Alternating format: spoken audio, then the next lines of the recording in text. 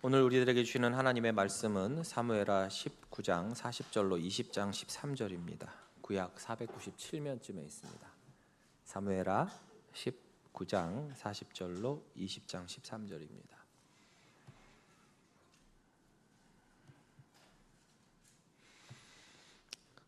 다 찾으셨으면 교독하시고 13절은 함께 읽겠습니다.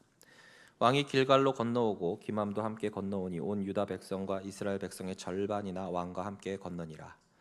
온 이스라엘 사람이 왕께 나와 왕께 아뢰되 우리 형제 유다 사람들이 어찌 왕을 도둑하여 왕과 왕의 집안과 왕을 따르는 모든 사람을 인도하여 요단을 건너가게 하였나이까 하매 모든 유다 사람이 이스라엘 사람에게 대답하되 왕은 우리의 종친인 까닭이라 너희가 어찌 이 일에 대하여 분내느냐 우리가 왕의 것을 조금이라도 얻어 먹었느냐 왕께서 우리에게 선물을 주신 것이 있느냐 이스라엘 사람이 유다 사람에게 대답하여 이르되 우리는 왕에 대하여 열 몫을 가졌으니 다윗에게 대하여 너희보다 더욱 관계가 있거늘 너희가 어찌 우리를 멸시하여 우리 왕을 모셔오는 일에 먼저 우리와 의논하지 아니하였느냐 하나 유다 사람의 말이 이스라엘 사람의 말보다 더 강경하였더라. 마침 거기에 불량배 하나가 있으니 그의 이름은 세바인데 베냐민 사람 비그리의 아들이었더라. 그가 나팔을 불며 이르되 우리는 다윗과 나눌 분깃이 없으며 이새의 아들에게서 받을 유산이 우리에게 없도다. 이스라엘아 각각 장막으로 돌아가라 하매 이에 온 이스라엘 사람들이 다윗 따르기를 그치고 올라가 비그리의 아들 세바를 따르나 유다 사람들은 그들의 왕과 합하여 요단에서 예루살렘까지 따르니라. 다윗이 예루살렘 본궁에 이르러 전에 머물러 왕궁을 지키게 한 후궁 10명을 잡아 별실에 가두고 먹을 것만 주고 그들에게 관계하지 아니하니 그들이 죽는 날까지 갇혀서 생갑으로 지내니라. 왕이 아마사에게 이르되 너는 나를 위하여 3일 내로 유다 사람을 큰 소리로 불러 모으고 너도 여기 있으라 하니라. 아마사가 유다 사람을 모으러 가더니 왕이 정한 기일에 지체된지라. 다윗이 이에 아비새에게 이르되 이제 비그리의 아들 세바가 압살롬보다 우리를 더 헤아리니 너는 내 주의 부하들을 데리고 그의 뒤를 쫓아가라. 그가 견고한 성읍에 들어가 우리를 피할까 염려하노라 하매 요압을 따르는 자들과 그렛 사람들과 블렛 사람들과 모든 용사들이 다 아비새를 따라 비그리의 아들 세바를 뒤쫓으려고 예루살렘에서 나와 기브온 큰 바위 곁에 이름에 아마사가 맞으러 오니 그때에 요압이 군복을 입고 띠를 띠고 칼집에 꽂은 칼을 허리에 맸는데 그가 나아갈 때에 칼이 빠져 떨어졌더라. 요압이 아마사에게 이르되 내 형은 평안하냐 하며 오른손으로 아마사의 수염을 잡고 그의 입을 맞추려는 체함에 아마사가 요압의 손에 있는 칼은 주의하지 아니한지라. 요압이 칼로 그의 배를 찌르며 그의 창자가 땅에 쏟아지니 그를 다시 치지 아니하여도 죽으니라. 요압과 그의 동생 아비새가 비그리의 아들 세바를 뒤쫓을세. 요압의 청년 중 하나가 아마사 곁에 서서 이르되 요압을 좋아하는 자가 누구이며 요압을 따라 다윗을 위하는 자가 누구냐 하니 아마사가 길 가운데 피 속에 놓여 있는지라. 그 청년이 모든 백성이 서 있는 것을 보고 아마사를 큰 길에서부터 밭으로 옮겼으나 거기에 이른 자도 다 멈추어 서는 것을 보고 옷을 그 위에 덮으니라. 함께 읽겠습니다. 아마사를 큰 길에서 옮겨가매 사람들이 다 요압을 봐라 비그리의 아들 세바를 뒤쫓아 가니라. 아멘. 우리가 스포츠 경기를 볼 때 특히나 이 올림픽이나 월드컵 같이 이 다른 나라와의 경기를 실시간으로 볼 때 여러분 한번 떠올려 보시기 바랍니다. 서로 막 엎치락 뒤치락하고 앞서거니 뒤서거니 하는 모습을 보면 어떻습니까? 손에 땀을 쥐어요.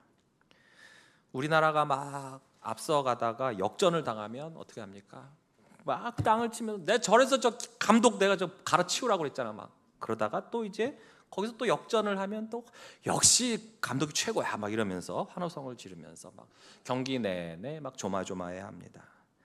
그런데 그 경기를 직접 생중계로 보지 못하고 그 시간에 다른 일을 했다든지 또 예를 들어서 금요 기도에 참석했다든지 수요 예배 드리다가 못 봤다 쳐요. 그러다가 집에 가는 도중에 우리나라가 이겼다는 뉴스를 이제 핸드폰을 보게 됐습니다. 자, 그럼 이제 집에 가서 이제 밤에 이제 스포츠 뉴스를 본다든지 하이라이트를 볼 때면 그때는 마음이 어떻습니까? 그것을 볼 때, 막 불안해하거나 조마조마해하지는 않을 겁니다. 왜 그렇습니까? 이미 경기 결과를 알기 때문에 그래요. 우리나라가 승리했다는 사실을 이미 압니다. 결과를 아니까 비록 경기 중간중간에 우리나라가 크게 역전당하는 모습을 보더라도, 실점당하는 것을 보더라도 어떤 생각을 해요? 아, 저 좀 있으면 다시 또 역전을 할 거야. 아, 근데 어떻게 그렇게 극적으로 역전을 했을까? 도대체 어떻게 이긴 거야? 이젠 그 과정이 궁금해지는 거예요. 그리고 그 장면을 보면서 놀라워하기도 하고 또 기뻐하고, 그래서 막 다시 몇 번을 돌려보기도 하고 합니다. 왜 이렇게 할 수 있다고요? 그 결말이 어떤지를 아니까.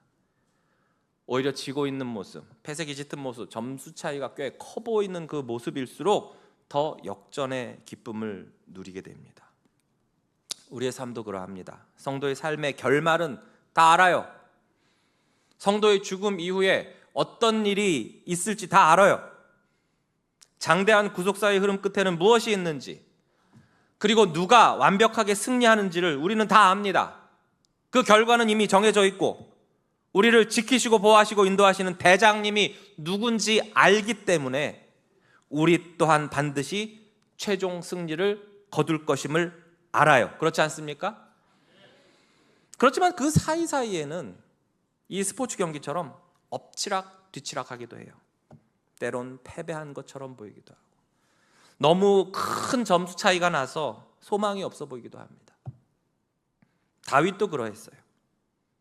사무엘하 7장에서 하나님은 다윗과 언약을 맺으셨죠. 사무엘하 7장 16절에 보시면 내 집과 내 나라가 내 앞에서, 그러니까 하나님 앞에서 영원히 보존되고 네 왕위가 영원히 견고하리라 하셨다라, 이렇게 약속을 하셨어요. 비록 육적인 왕위, 이 땅의 이스라엘이라는 나라는 하나님의 징계로 때론 패하여지기도 하고 또 멸망하기도 있지만, 진정한 왕위, 진정한 왕권, 하나님의 나라는 바로 다윗의 자손으로 오시는 예수 그리스도로 인해서 정말 영원히 보존되고 견고하게 된 것입니다. 중간중간에 인간의 죄로 인해서 이 언약이 깨진 것 같아 보이고 무효가 된 것처럼 보이는 일도 있었지만, 궁극적으로 하나님의 언약은 정말 신실하게 성취되고 있었죠. 하나님도 이에 대해 말씀하셨어요. 사무엘하 7장 14절에서 15절을 보시면 나는 그에게 아버지가 되고 그는 내게 아들이 되리니 그가 만일 죄를 범하면 내가 사람의 매와 인생의 채찍으로 징계하려니와 내가 내 앞에서 물러나게 한 사울에게서 내 은총을 빼앗은 것처럼 그에게서는 빼앗지는 아니하리라. 무슨 말씀입니까? 죄를 범하면 반드시 징계하신다고 했잖아요. 그래서 다윗도 그가 밧세바와의 간음 사건으로 인해서 범죄하자 하나님은 언약 맺었다고 해서 그냥 방임하거나 그냥 넘어가지는 않으셨죠. 분명히 사람의 매와 인생의 채찍으로 징계하셨단 말이에요. 그러나 사울처럼 그 하나님의 은혜를 다 빼앗지는 않으셨어요. 언약하신 대로 다윗을 통해 그 후손으로 오신 예수 그리스도가 통치하시는 그 하나님의 나라, 그의 왕위는 영원히 견고하게 하셨거든요. 그러니 우리도 최종 결말, 최후의 승리의 언약을 바라보면서 지금 현재의 고난을 이겨내야 할 줄로 믿습니다. 로마서 8장 18절 말씀대로 생각하건대 현재의 고난은 장차 우리에게 나타날 영광과 비교할 수 있다 없다? 없도다. 다윗의 상황도 그러했습니다. 이 좀 일이 좀 해결이 좀 되나 싶었는데 또 고난이 찾아와요.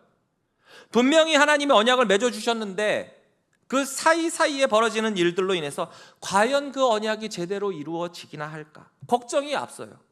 이러다 언약이 깨지는 거 아니야? 하는 일들이 계속해서 발생을 합니다. 그러나 우리는 알잖아요. 하나님은 다윗을 이대로 내버려 두시지 않는다는 것을.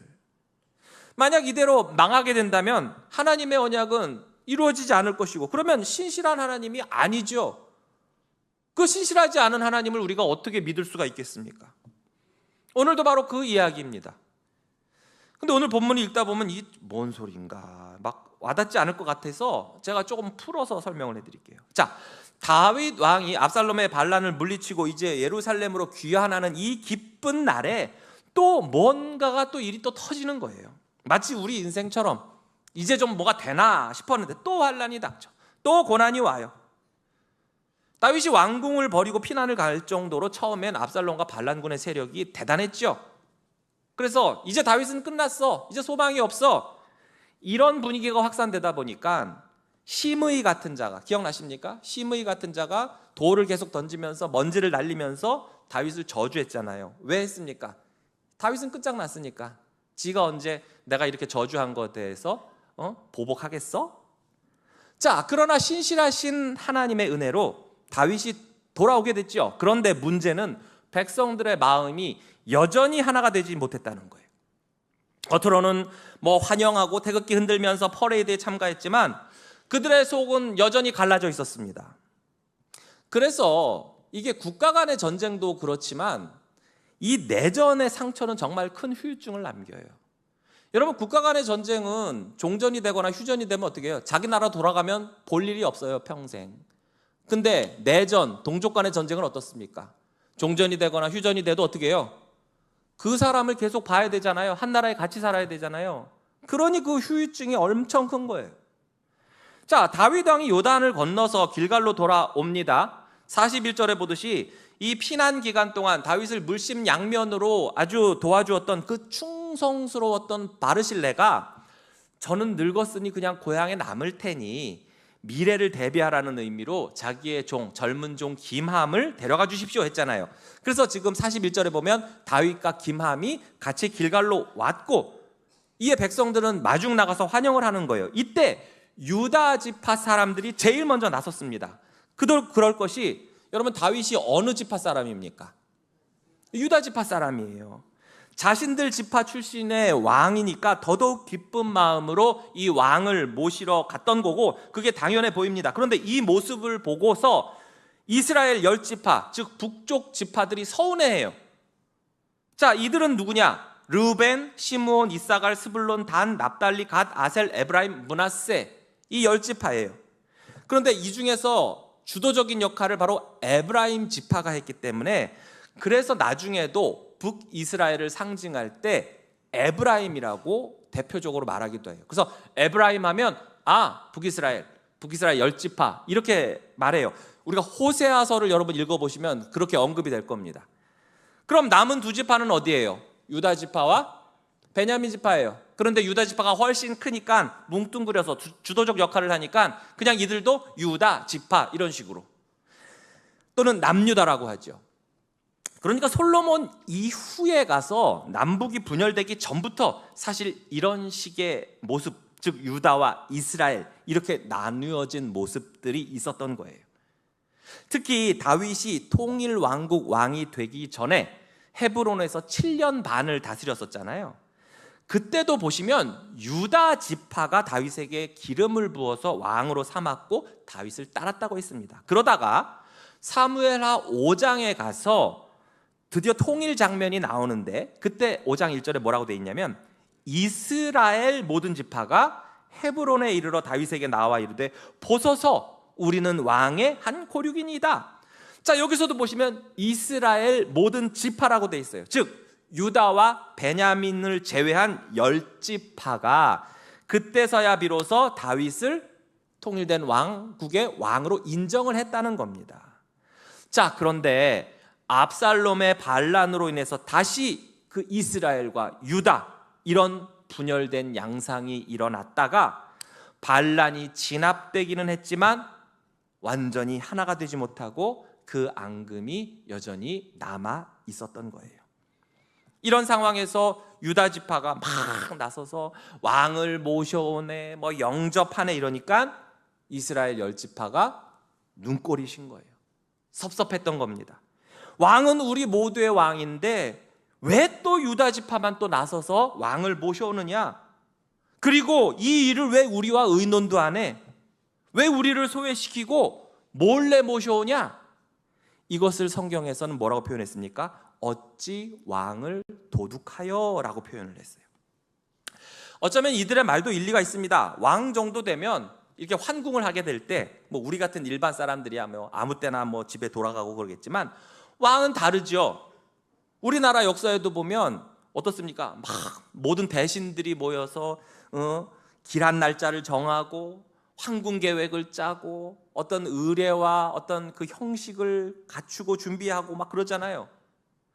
이스라엘 10지파는 왜 그걸 니네 유다 지파만 너희만 알고서 너네 맘대로 왕을 모셔오느냐 그런 거예요. 그러면서 43절 상반절에 보시면 우리는 왕에 대하여 열몫을 가졌으니 다윗에게 대하여 너희보다 더욱 관계가 있다라고 주장을 합니다. 자, 이 말은 뭐냐 하면 왕이 너희 유다 지파인 것은 맞아. 그렇지만 그래봐야 네 유다 지파 하나밖에 더 돼? 그러나 우리는 10지파나 돼.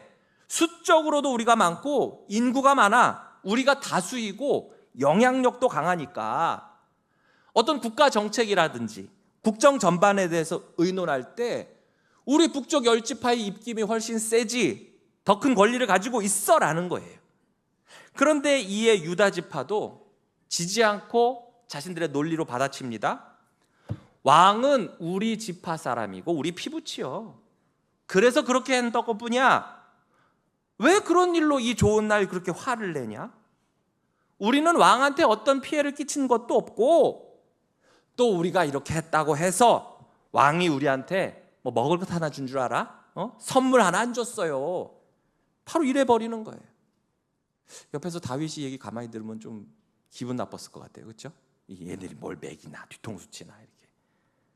그런데 여러분, 이것은 단순한 말다툼이 아니라는 거예요. 그동안에 해묵은 감정이 폭발한 겁니다. 일종의 트리거, 방아쇠처럼 되었단 말이죠. 그래서 43절 하반절에 보시면 너희가 어찌 우리를 멸시하여, 이제는 자기들을 멸시했다고까지 느껴요. 우리 왕을 모셔오는 일에 먼저 우리와 의논하지 아니하였느냐나 유다 사람의 말이 이스라엘 사람의 말보다 더 강경하였더라. 자, 이스라엘은 자신들이 멸시당했다고 생각을 했고 유다 지파는 또 이것을 일방적으로 깔아 뭉개버렸어요. 서로 한치의 양보도 없습니다. 그들 내면에 그 오래 묵은 지파와 간의 경쟁심, 정치적 갈등, 그리고 마음에 쓴 뿌리들이 있었던 것입니다. 겉으로는 하나같이 다윗을 왕으로 받드는 듯이 보였지만 실제로 이 백성들의 마음이 서로 분열되어 있었던 것입니다. 이처럼 뭐가 하나 해결되면 또 뭐가 문제가 생겨요. 마치 옷을 수선하듯이 무릎이 해져서 거기를 봉합했더니 갑자기 또 가랑이가 터지고 거기를 또 누벼가지고 붙여놓으니까 엉덩이가 터지고 오늘날 교회와 같습니다. 이 문제가 해결되면 저 문제가 터지고 저 문제가 해결되면 요 문제가 터지고 그리고 그 안에는 이처럼 섭섭함, 경쟁심, 마음의 쓴뿌리, 해묵은 감정의 골, 그리고 죄악이 도사리고 있는 거예요. 이처럼 다윗을 중심으로 한 나라의 통합이 얼마나 위태로운 상황에 놓였는지를 볼 수 있는 거예요. 하나님이 기름 부으신 왕이지만 여전히 인간 공동체 안에 자존심과 경쟁심과 편애의식은 하나님의 나라를 위협하고 있습니다. 그리고 이 장면은 오늘날 교회 공동체 안에서